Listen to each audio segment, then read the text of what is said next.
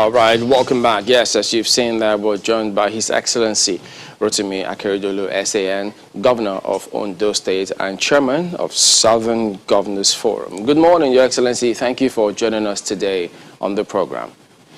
Well, haven't seen those recommendations yesterday, which is what we'll discuss. But the mood in the country has been a lot different from what it was, and who knows what it might turn out to be tomorrow. But what was the mood in the room yesterday? Was it that of frustration, helplessness, or what on the part of the governors?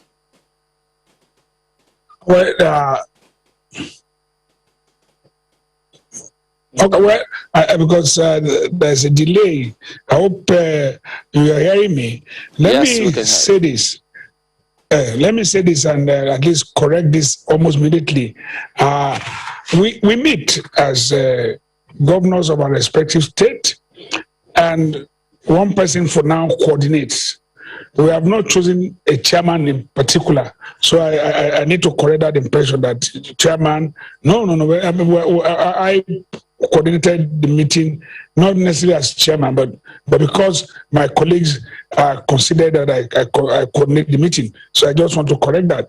Now, on the mood in the room, I was really surprised. Seriously, I mean, because I believe because it's taken us time to return to the desk to meet and discuss on matters that affect us. We have always had Southern Governors Forum meeting and attended in Lagos before, but because it has taken us time, everybody was eager, everybody got committed, everybody was. It was a convivial atmosphere. Everybody was happy with each other, and we discussed honestly as brothers. And I think it was a wonderful thing to have all of us from different political parties, at least 3 major political parties were represented there. That is APC, PDP, and ABGA. All of us were there, and we discussed as brothers. We put behind us our political leading, and I think it was a wonderful development. That's also very interesting, Your Excellency, given that, as you very well know, the various governors have met in their various regions. Was there anything was there any point at which you disagreed on anything, even if it was silly, if I can use the word? What you expect? I mean, if you add 15 governors sitting to discuss, we are men with some measure of intelligence. There is no way there won't be disagreement. This is normal in any meeting. And but at the end of the day, we had a consensus that all of us signed on. All of us we believe in what we did, and I believe that what matters really is not the disagreement. When we were arguing or when we were discussing, everybody had his own views, which is expected. And at the end of the day, what matters really is that we were able to reach a consensus, and that is what we have in our communique. Do you think that moving forward, that meeting that held yesterday, wherein they came together based on the issues, irrespective of political party, is it a sign that perhaps this may be what the country could see a similar scenario, perhaps across the country, when it concerns the people, then they could play down the rhetoric on politicking or political party and then address the national issue that concerns Nigerians? This is what we expect, because really, as you know, we had a virtual meeting in which all of us attended to before we had this physical meeting. What really I believe has come out of this is that we all believe that it is this country, it is our people that we represent. Their people have no coloration. We political parties belong to those of us who belong to the class, the political class. The people where we are representing, the coloration does not matter to them. What matters to them is their good. So I believe that what really we did was to meet for the good of majority of our people. And I think across the country, this will be the pattern. It should be the approach, so that all of us, no matter what political party we belong to, we can meet to discuss genuinely and honestly with ourselves as to matters that have to do with our people. I'm really looking forward to that, Your Excellency, because I remember once, before on this program, we asked a question similar to what Chamberlain asked, and your response at the time was that, you weren't happy that governors don't always speak with one voice. So it is interesting that this happened such that, Southern governors spoke with one voice. So do we expect the same thing to happen across all regions of the country, such that no political sentiments, no regional sentiments, no ethnic sentiments, everyone will speak for one Nigeria? You looking forward to that, and how?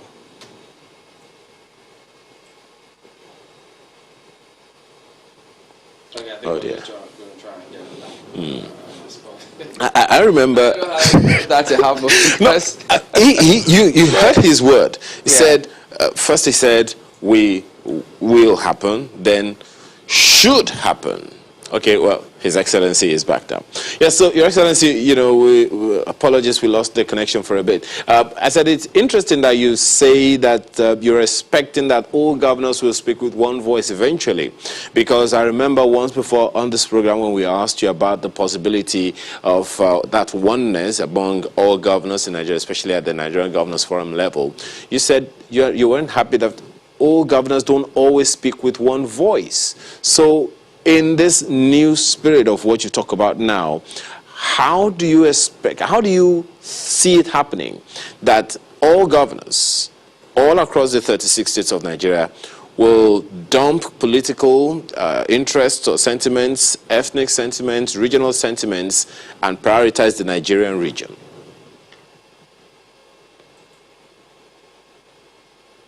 Let me, if I can just come in, we have different fora in which governors meet. We meet at Nigerian Governors Forum level. It's all of us. No matter your party affiliation will not matter. We also meet on NEC, the National Economic Council. It's all of us. But you see, when we discuss, I remember when I said this, I felt that, look, there must be what I have always clamored for. That look, those of us who are elite, there must be a consensus of the elite. Those of us who are governors, there must be a consensus on issues that affect this country. And that's the only way we can take this country from its doldrum. We're in a quagmire, and some of us are convinced that, look, leadership trusted us by our people.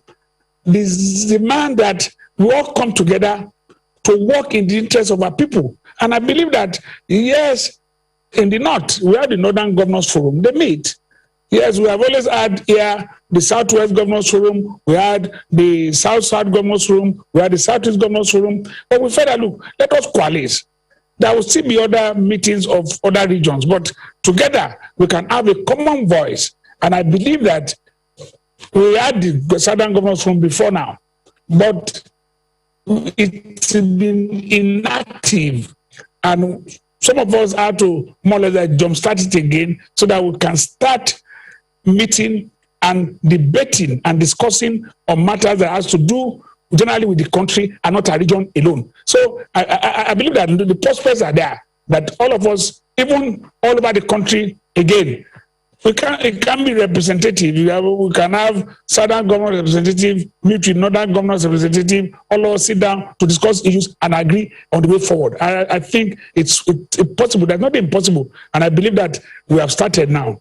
Okay. Now, let's go through some of the recommendations from that meeting yesterday, one of which is the resolve that there'll be no more open grazing, and then not even movement of cattle by foot in southern Nigeria. We know that northern governors, similar matter also came up. So in terms of enforcement, how is this going to play out, and when will it kick in, and how will these messages be communicated to those locals who may not perhaps be open to conventional means of communication to get this message? Thank you. But this message is not new.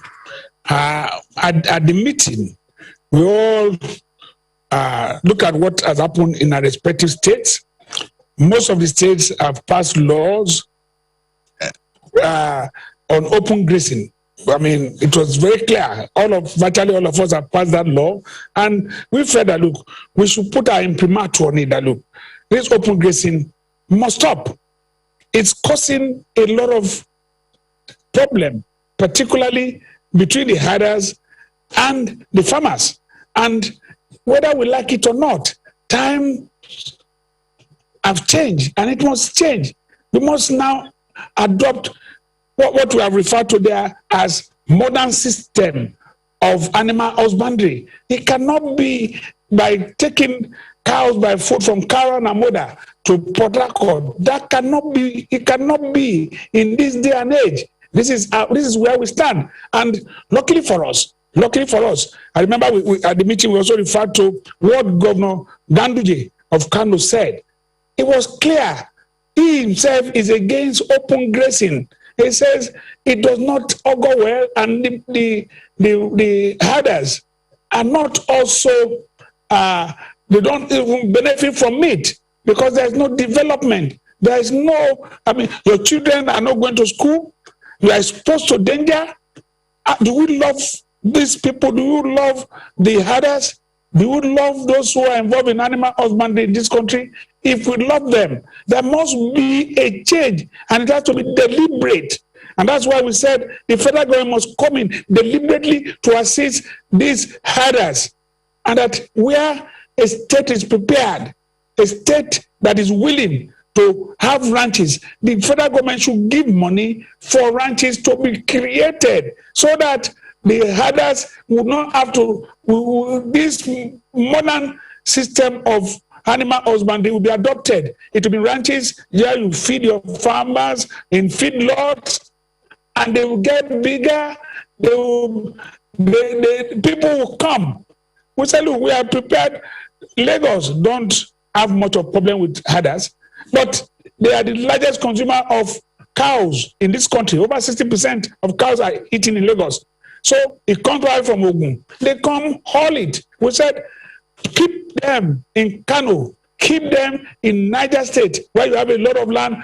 Let the federal government assist, have ranches there. Those who want to buy will come and haul by truck or through the train back to their states for sale. Not let me, with all respect to herders, not punishing these cows to walk the whole length and breadth of Nigeria before I arrive at where they were bought. So some of us, that's why you see it's part of our recommendation that, look, states who want to have ranches should be supported. We are calling on federal government to support states who want to have ranches. And part of what I would call initially in our meetings was that federal government should give about 5 billion to states who want to create ranches. It doesn't matter. Any state who wants to do it, let them do it. If we are interested in Ondo, we'll create ranch. And we have a ranch and everybody can come. It could be owned by Odua itself. So it's owned by us, and we can have cows and even crossbreed. So at the end of the day, the cows that comes from here, there will be competition. The cows from Ondo State, whether it's Muturu cow or whichever cow it is, whether you call it Ondo State cow, is bigger and people want to buy. They come and buy. So this is where we are. Well, Your Excellency, it's interesting that you raised the issue of ranching now, and the part of the federal government, state government will come to it. And I don't know if you can answer this one in about 2 minutes before we take a break. But what happened, perhaps it would be a good question to ask now. What happened to the ranches that were across all of the states before now? You would recall that even just in the north alone, there were more than 400 ranches. Question one wants to ask is, before the federal government would even go into that kind of partnership, What happened to those ranches? There was a Fashola livestock market in Oyo State, for instance, and I'm pretty sure it's the same thing spread across all states of the Federation, even in the Southwest. So the question one wants to ask first is, have we even audited what happened in the past in order to forestall any such happening again whenever such investments that you are talking about are made now?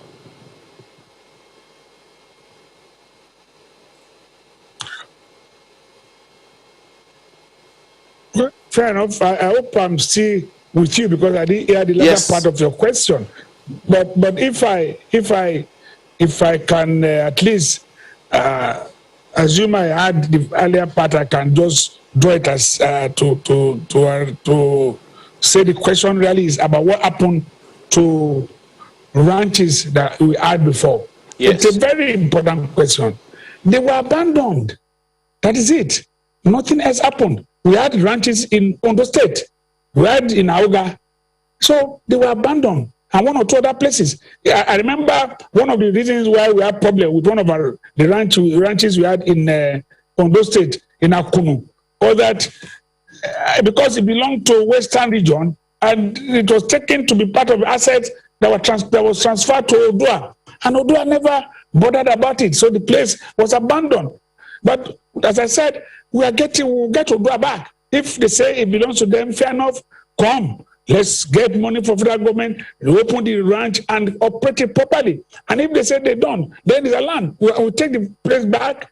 It was acquired for that purpose. We'll take it back as a state and will now cooperate with federal government or get money from anywhere else or invite investors to run these ranches. So they were all abandoned all over. Everybody did not look at it.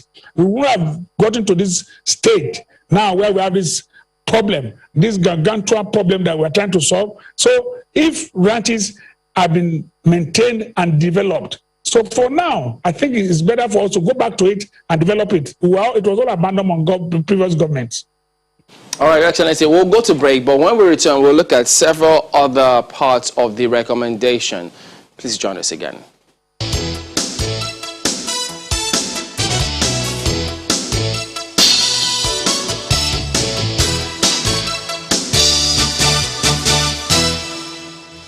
Welcome back. Well, Your Excellency, still talking about the herders, what to do with the ranches. In one breath, you said that anyone who is interested, the government can come in and give 5 million, any state who is interested. And then I also heard you say any individual who is interested can also come in. But, you know, the debate at that time when the National Livestock Transformation Plan was making the rounds was that many were wondering how this is going to work out. Should governments be giving money for a private business to be set up? Well, it all depends on the way you look at it. It's not the issue of government giving money for private business to set up. It is that we are in crisis. And what we have said is that if a state, not private individual, if a state wants to run a ranch, then the federal government must come out to support because we're in crisis. So there are several intervention programs that the federal government does. It's not even 5 million we are talking about. We're talking about 5 billion naira. So that is not money to federal government to support a cause that will promote peace in the country. So, and the point is that there must be a way to monitor and ensure that the money is channeled towards what the purpose for which it is given. So I don't believe it's putting money in private hands. But we have said that in addition to that, there are states that can interest investors, private investors, who want to do it for purpose of making money. Why not? You interest private investors who want to open or operate ranches, or who want to have what is referred to as feed lot.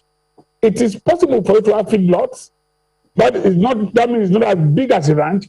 But you have grass that grows within how many days or so that you bring there. People come there to buy and feed their herds. So it's quite possible for individuals who want to establish that, and we are not against it. So the point we are saying is that that issue had been made before, that the federal government, in the light of the crisis that this situation has brought, that states, Kano, Niger, other states, even including if there are states in the south who want to establish ranches, federal government must come out to support so that with all those ranches, this crisis of having to transport cows by road and they destroy farms on the way will come to an end. All those clashes will come to an end. So there's nothing wrong in it.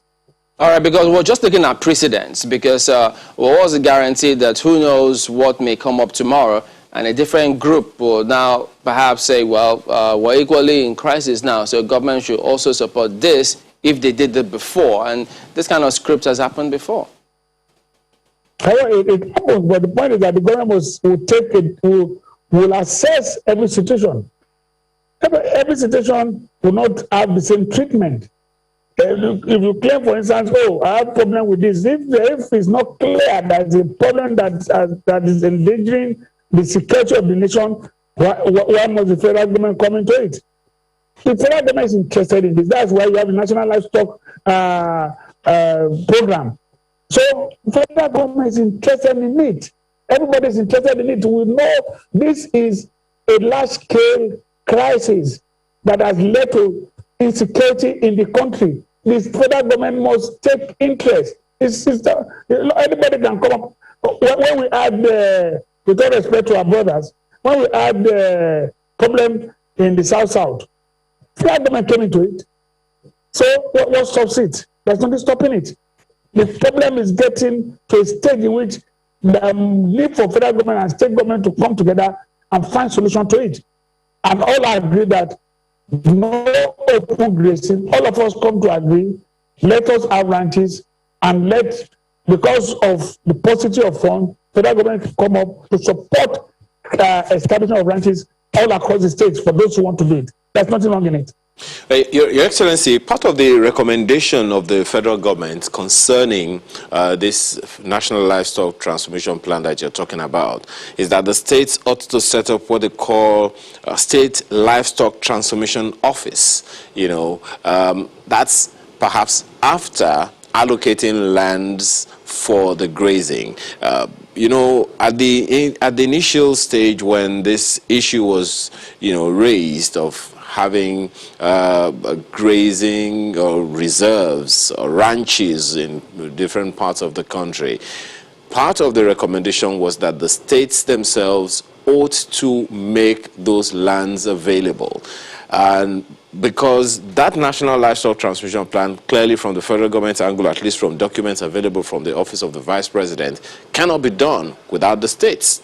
But then there were some, you know, hoopla about it initially. So have those conversations started with the federal government, you know, with either the states or even at the National Economic Council level about this National Livestock Transformation Plan, especially for states that are interested, just as you said?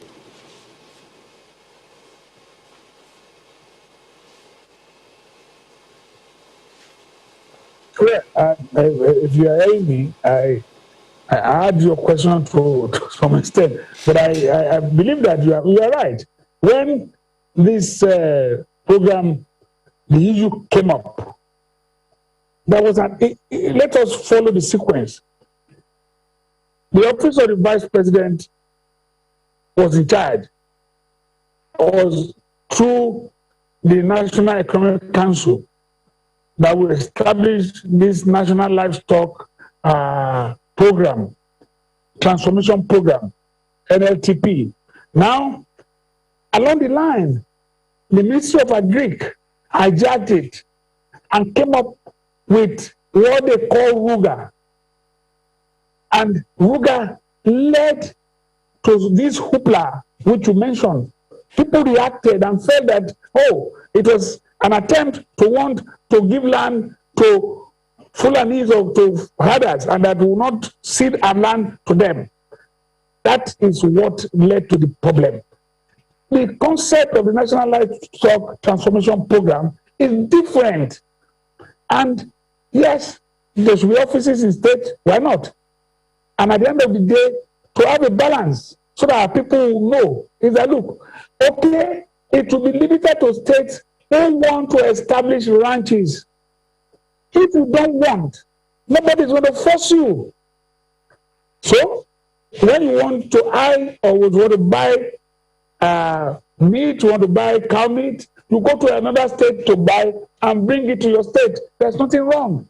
If you have ranches, it makes it easier for you. At least the cows in your own ranch is well fed, you are running it yourself, and you are selling to your people will be well fed or better. They will have access to it easily. But it's not, we are not saying that nobody is going to force it on any state, and nobody is even trying to force it on any state. Not even with the NLTP. The National Livestock Transformation Program is not forcing it to all states.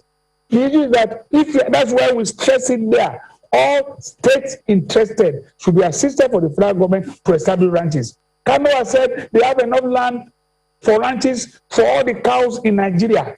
What stops them? Niger State has more than enough land. What stops them? You go there and buy if you don't want to have ranch. If Ondo State decides we want to have ranch in Ondo State, we had before, we had Akunu, we had Auga, what stops us from reviving it? So that we have a different breed of cow, the brown cow. It's not all these white Fulani cows that we used to have many years back. Some years back, we have brown cows in the south, fatter and bigger and doubly better. So we can have cows anywhere. So for me, there is nothing like people. It's for us to make them understand. The government will have to explain to the people the essence of it. Let's see, this is the way it's done. And we want to have this land is owned by you, not that we are not giving land to foreign people. And there's nobody that is foreign in Nigeria. We're all Nigerians anyway. If people from Netherlands and other places can come and establish ranches, we bring South Africans to Kuala to come and do farming. So what stops Nigerians from doing farming anywhere they want? There's nothing wrong.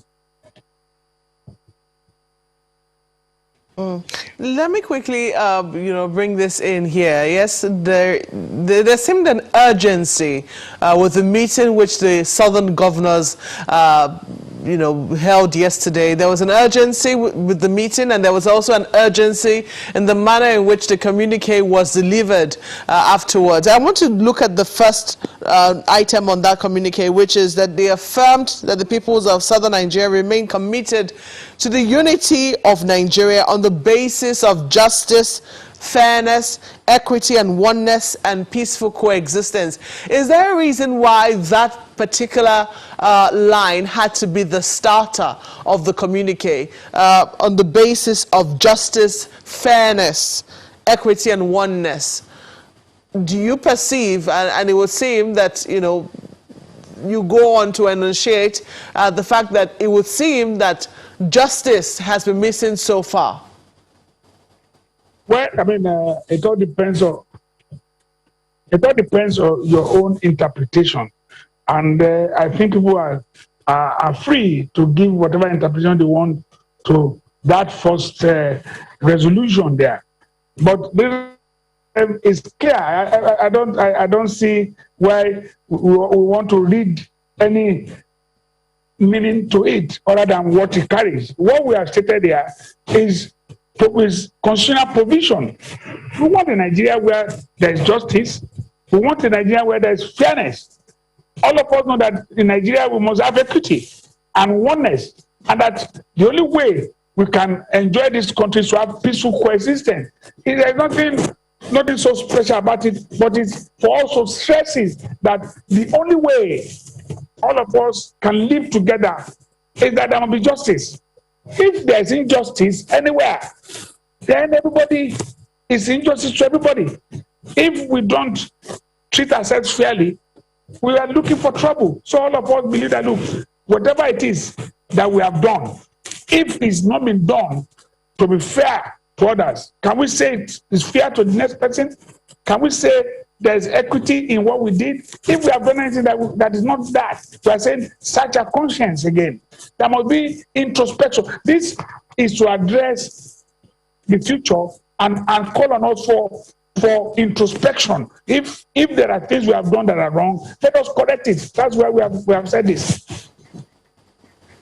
So perhaps we could we could say that, but when you look further into the communique and you look at number 5 and you look at number 6, you see there, recommend that in view of the widespread agitations among our various peoples for greater inclusiveness in existing governance arrangements, the federal government should convoke a national dialogue as a matter of urgency. That is there. You also see there, recommended that in deference to the sensitivities of our various peoples, there is a need to review appointment into federal government agencies, including security agencies, to reflect federal character as Nigeria's overall population is heterogeneous.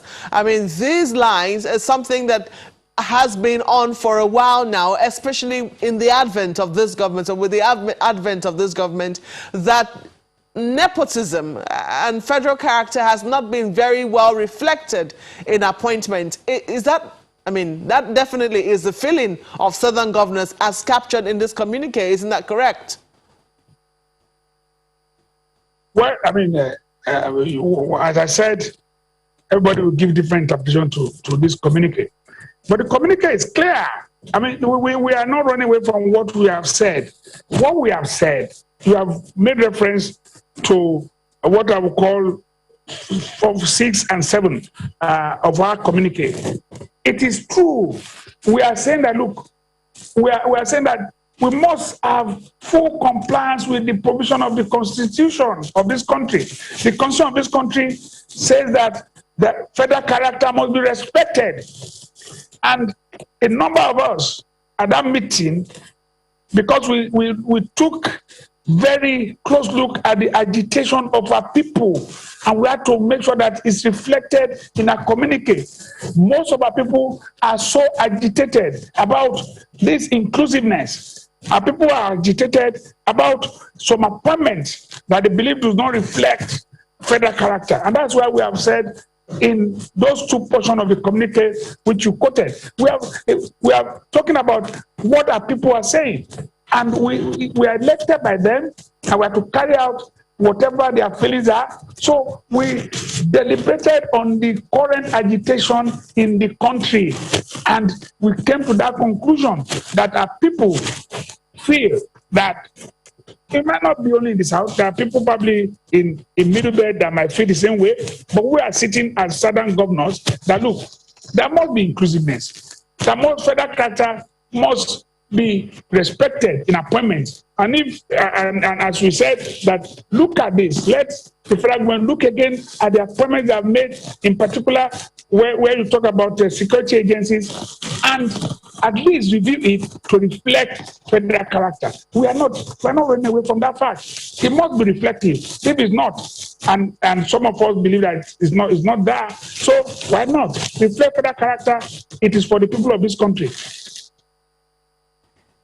Interestingly, I think this just came up now, the Southern senators have commended and endorsed the resolutions of the Southern governors, and they're asking you to work with the National Assembly for optimal results. Now, you have asked for a conference. You want the federal government to convoke a conference. You're asking for restructuring also as a matter of urgency. Do you think that you would be willing to work with the National Assembly where possible to achieve some of the things that, or some of the items on the communique which you have listed?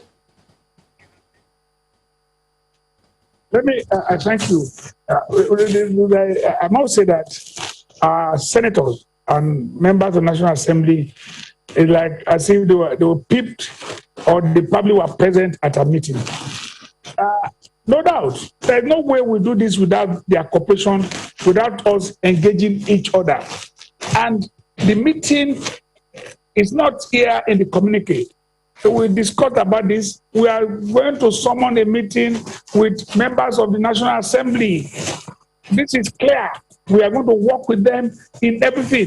We have agreed on that. And I remember when we were discussing, I know my colleagues will not mind if I say this. When we were discussing, everybody said, okay, who will sponsor? Is it the state where we hold the meeting. Everybody said, no, let every state sponsor his own legislator to come. So it's something we discussed. We discussed it even yesterday, that we are going to have meetings with them, because there's no way we can achieve anything without their cooperation, because a number of issues we raise here are something that will lead, that will need a constitutional amendment. We are raising the issue of state police.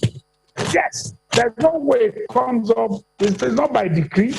And I know that we have a bill that is there now that is being considered. And a number of things here, we need probably executive bill to pass, to go to the National Assembly, and National Assembly will have to pass it. So we need their cooperation. And I can assure them that we are not doing this alone. It's either we come, if the mountain cannot come to Mohammed, our Mohammed will go to that mountain. We will probably hold the meeting in Abuja if you cannot get all of us to meet together in a state. So why not go to Abuja? Legislators are there. We can go there. All the governors will come there. We will meet to discuss. We cannot do it without them. Your Excellency, I mean, statements credited to the Minister of Information, incidentally, Mr. Lai Mohammed, did suggest that the federal government is considering restructuring, not separation. But the meeting equally said that urgent and bold steps be taken to restructure the Nigerian Federation, leading to evolution of state police, review of the revenue allocation formula, and several other items. So some of these things may not or cannot be done without reviewing the Constitution. So is that what the meeting wants, or do they want what some people want, which is a new constitution, as it were? So what restructuring would you like to see? Well, we have stated there that both steps be taken to restructure the Nigerian Federation. We believe in restructuring. And restructuring, amendment, or total overhaul of the Constitution is at the heart of any restructuring. We cannot restructure without at least having to tamper with the Constitution. It's like wanting to make an omelette. We must break the egg. The Constitution is like the egg. It has to be broken for us to make an omelette. And we believe that the Constitution we have now is not serve a good purpose. We cannot have a single command police in Nigeria today. And luckily for us, our brothers in the North also agree. A number of governors in the North now agree that there is need for us to have state police. And that there must be need for a constitutional amendment. But when we talk about the national dialogue, what we said at the meeting was that, look, many things have been put together from so many conferences, so many constitutional review. Everything can be put together. A group of people can meet. That's the dialogue to discuss this about restructuring and come up with a paper that the federal government sent to the National Assembly to be the fulcrum for the amendment of the Constitution. That's why we call for national dialogue. Let everybody be part of it. I know, yes, those who are in the National Assembly are representing us. I am not saying they are not representing us. Every state is being represented there. Every local government is being represented, or if maybe two local governments have been represented by one person. But everybody is there. Yes, in addition to that, for us to have a more voices and more effectiveness in the issue of amendment of the Constitution, there must be a national dialogue. Let people meet. Let us discuss. All of us review those previous recommendations. There's nothing we are talking about now that has not been said. There's nothing new. People have spoken about. In many years back, people are talking about state police. We are not saying something new. People are talking about fiscal policy. People have spoken about revenue allocation formula several years back. It is allocation formula that the states believe is not in their interest. It is too much in favor of the federal government, that more money should come to the state and let us know how we run it. Because if a state is going to run, we are going to have a state police now without the review of the allocation formula. It is not possible. We cannot run a state police. So if we are taking that off the federal government, we have a state police that has to be effective, then there must be a review of the revenue formula so that money will come to state to be able to run it. So all this is what we are talking about, that we get to have a national dialogue and agree and now get an executive bill. It will now weigh more and give to the National Assembly for proper amendment of the Constitution. Your Excellency, there is something that I don't know how you're going to address. It would seem very, very interesting that members of the ruling party are complaining about the way things are going as everyone else. But I also recall that in the First Republic, it was like the leadership of the party monitored the manifesto of the party as they run government, with which government is run in the interest of the nation. It happened in the First Republic. Even in the Second Republic, I remember that one of the ethos that the party, the UPN, for instance, championed was free education. And every state where UPN was in government, they had the free education program. The party was monitoring to ensure that in terms of governance, they were doing what they promised to the people. But this time, same thing in the Third Republic, such that the national party was the national chairman of the party is usually very, very strong. But now it would seem like the APC made promises to people and is not keeping it, and even members of the APC seem to be complaining. Now, what would you say now about the manifesto of the APC and the promises made on the platform of the APC as opposed to governance now? And what do you think needs to be done so that the position, the manifesto of the APC in terms of governance is effected as promised?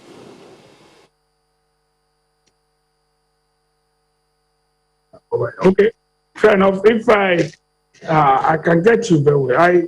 You see, when you talk about the manifesto of political parties, yes, it guides the political parties in operation in their respective states where they are in control, and the federal government itself, if it's the party that is in control, it should guide it. Nobody is saying that should not be the case. But in the case of APC, clearly, we campaigned on 3 points: to ensure security.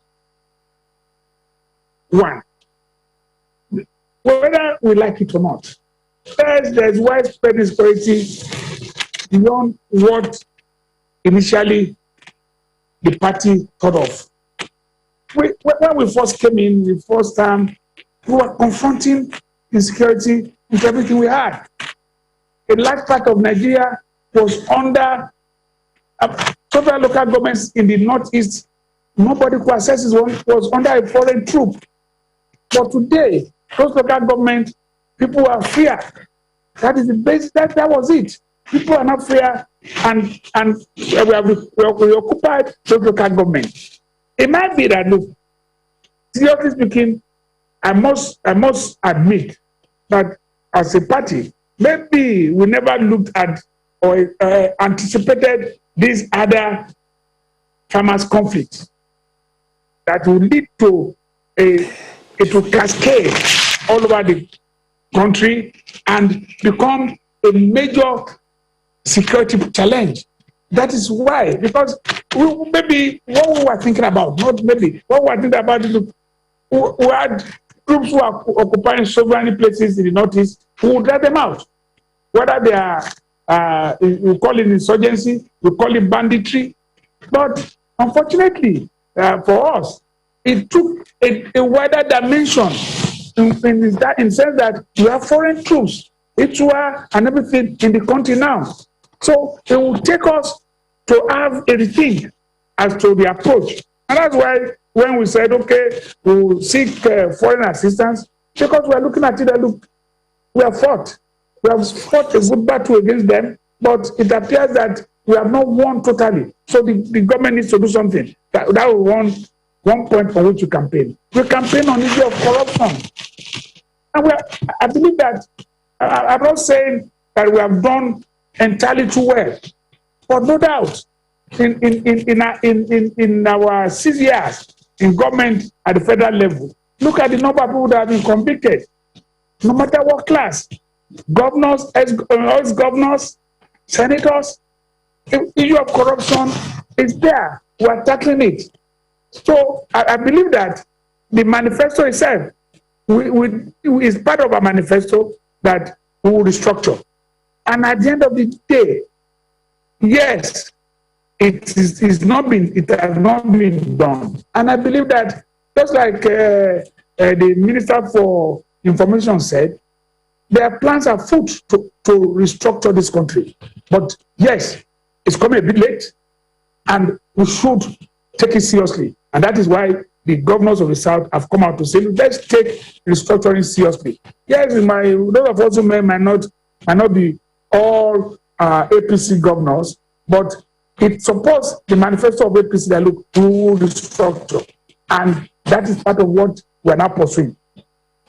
All right, then, Your Excellency Rotimi Akeredolu, Senior Advocate of Nigeria and Governor of Ondo State, thank you for your time this morning.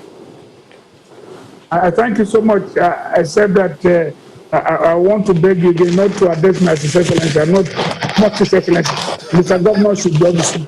Okay, we've noted that, and we'll do that subsequently. Thank you once again. Thank you. All right, then. So we've got feedback coming through from a lot of people now. Yeah, well, from all Mr. Governor said. Oh, okay. So this one is from Honorable Ademola Alalade, who says the Southern Governor's resolution to ban open grazing is the right step in the right direction, and they should ensure this resolution is implemented to the letter. On their part, they should provide land to encourage the operation of ranches. Well, Prof, still on, says Netherlands gross $101 billion from dairy products in 2020, which is more than 3 years' revenue that accrued to Nigeria from oil and gas. States must support federal government in building ranches and build multi-billion dairy market that will dwarf income, oil and gas. Well, Andrew Alola, we see this one, says, although the Southern governors are gradually coming off their coma very late, kudos to them, and hoping to see a more formidable groundwork emanating, I want to believe, from their communique. And Akeredolu says, open grazing in Nigeria is not only archaic but dehumanizing. If livestock owners love herdsmen, they should support the call to stop open grazing. Southern governor's decision to stop open grazing is creative. It'll also advance the north. Even Governor Ganduje supports this. Well, that's all we can take today from your comments. Thank you so much for being a part of the conversation this morning. I'm Maokbe Ogun Yusuf. And I'm Ayo Makine. Happy holidays. Well, I'm Chamberlain. So I think tomorrow we'll wish them the main wish. Yeah. All right. Thank you for watching. We'll see you next time.